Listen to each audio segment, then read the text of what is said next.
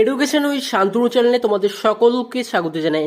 আমার প্রিয় সকল স্নেহের ছাত্রছাত্রীরা, যেখানে তোমাদের কিছুদিনের মধ্যেই কিন্তু পরীক্ষা শুরু হতে চলেছে। কারো 1 তারিখ থেকে, কারো 5 তারিখ থেকে, কারো 2 তারিখ থেকে কিন্তু পরীক্ষা শুরু হতে চলেছে। সেই মুহূর্তে কিন্তু নিয়ে চলে আসলাম ক্লাস 3-র বাংলা বিষয়ের সম্পূর্ণ সাজেশন কোশ্চেন পেপার। এই কোশ্চেনগুলো তোমরা যদি পরীক্ষার আগে পড়ে যাও, তোমাদের 100% কমন আসবেই আসবে। তো প্রথমে যেই প্রশ্নগুলি রয়েছে সেগুলি হচ্ছে বলেছে সঠিক উত্তরের নিচে দাগ দাও বা রাইট চিহ্ন দাও। ঠিক আছে, তো সেখানে প্রশ্ন রয়েছে চাষির ছেলের বউ ছিল চালাক বোকা বুদ্ধিমতী, সারাদিন কবিতা শিশুটির সব ভাবনায় হিসেবি বেহিসেবি নজর কাড়া, ট্রেন এসে দাঁড়িয়েছিল যে স্টেশনটিতে সেটি শিয়ালদাহ কারমাটার বেলানগর, পৃথিবীর পাতা ভরা বাগানে নেমে এলো জলপরীরা ফুলপরীরা বনপরীরা নাকি খালি পরীরা। তো তোমাদের আমি কিন্তু উত্তরগুলো বলে দিচ্ছি না, উত্তর বলে দিলে কিন্তু সম্পূর্ণ প্রশ্নপত্রটি অনেক বড় হয়ে যাবে, তোমাদের দেখতেও সমস্যা হবে। তো যদি চাও উত্তর, তাহলে কিন্তু তোমরা দেখবে ডেসক্রিপশনের লিঙ্ক আছে, সেখান থেকে হোয়াটসঅ্যাপ গ্রুপে যুক্ত হয়ে যাবে, সেখান থেকে আমাকে মেসেজ করলে আমি কিন্তু তোমাদের উত্তরগুলো দিয়ে দেবো। শিকারি বাঘকে খেতে দিয়েছিল গরম দুধ ঠান্ডা জল না হরিণের মাংস?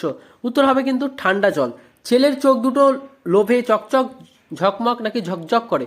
চকচক করে ওঠে। দেয়ালে ছবিটি এঁকেছিল শিকারির বাবা বাঘ নাকি শিকারির ঠাকুরদা? উত্তর হবে শিকারির ঠাকুরদা। চাষির ছেলে ফসল কাটার পর তা হাটে মাঠে না বাজারে বিক্রি করে? উত্তর হবে কিন্তু তা বাজারে বিক্রি করে। শিশুটির আঁকার বিষয় হলো নানা রকম একরকম বিচিত্র।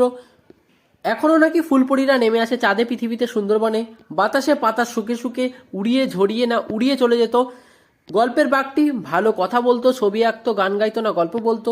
সারাদিন কবিতাটি লিখেছেন সুলতা রয় নাকি সুনির্মল বসু নাকি রবীন্দ্রনাথ ঠাকুর? তো এই 13টাই প্রশ্ন হচ্ছে তোমাদের শর্ট কোশ্চেনের জন্য, অর্থাৎ টিক মার্ক বা সঠিক উত্তর তলায় দাগ দাও।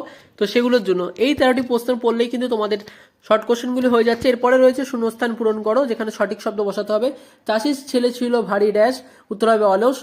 ড্যাশ ভাবনারা মনে আসে যখনই? উত্তর হবে হিজিবিজি ভাবনারা। কুলি যে নামে নিজের পরিচয় দিয়েছিল তা হলো ঈশ্বরচন্দ্র শর্মা। ঠিক আছে, তো সমস্ত প্রশ্নের উত্তরপত্র কিন্তু তুমি যদি হোয়াটসঅ্যাপে মেসেজ করো তাহলেই পেয়ে যাবে। আমি সমস্ত প্রশ্নের উত্তরপত্র বলে দিচ্ছি না। চাষির ছেলের বউ ছিল ড্যাশ, ধানের শীষে ড্যাশ ছোটে, পাখির ডাককে ড্যাশ বলে, পারি ড্যাশ মিক, অঘ্রাণ মাস যে ঋতুর মধ্যে পড়ে সেটি, এবং অঘ্রাণ মাসের আগের মাস হলো ড্যাশ, আমরা চাষ করি ড্যাশ, মাঠে মাঠে ড্যাশ কাটে সকাল হতে সন্ধে, ড্যাশ ভালো লাগে আঁকতে, ড্যাশ ভালো লাগে নানা ড্যাশ আঁকতে, খাতার পাতায় চাই ড্যাশ রাখতে। তো উত্তর হবে খাতার পাতায় চাই মন খারাপ রাখতে। আসলে খাতা ছেড়ে মন যেতে চায় না। যারা কবিতা লেখেন তাদের ড্যাশ বলে, যারা মাছ ধরেন তাদের ড্যাশ বলে, যারা ইটের বাড়ি বানান তাদের ড্যাশ বলে। এরপরে রয়েছে অর্থলেখ বা শব্দার্থ লেখ, অলস হিজিবিজি ডাগর লোটা। তারপর রয়েছে পারিশ্রমিক ধরা দেওয়া। এরপরে রয়েছে বর্ণ বিশ্লেষণ করো, বাতাস স্টেশন অনেকক্ষণ অপেক্ষা পৃথিবী পরিষ্কার এবং কার্বন। তো যেগুলো বলবো তোমরা যদি শুধুমাত্র সেগুলো করো তাহলে কিন্তু তোমাদের 100% কমন আসতে চলেছে। শব্দযুগলের অর্থ পার্থক্যের মধ্যে রয়েছে মন, আশা, বাড়ি, বাড়ি, গা এবং গা। তো এই 4টে শব্দ অর্থ পার্থক্যের মধ্যে কিন্তু সব করতে হবে। যে এই প্রশ্নপত্রে যা দেখাচ্ছি সমস্ত কিছু কিন্তু তোমাদের হুবহু প্র্যাকটিস করতে হবে বাড়িতে। এরপরে রয়েছে বাক্য রচনা করো, পরি, ক্ষেত, মৌমাছি, চাষ, এগুলো দিয়ে বাক্য রচনা করতে হবে।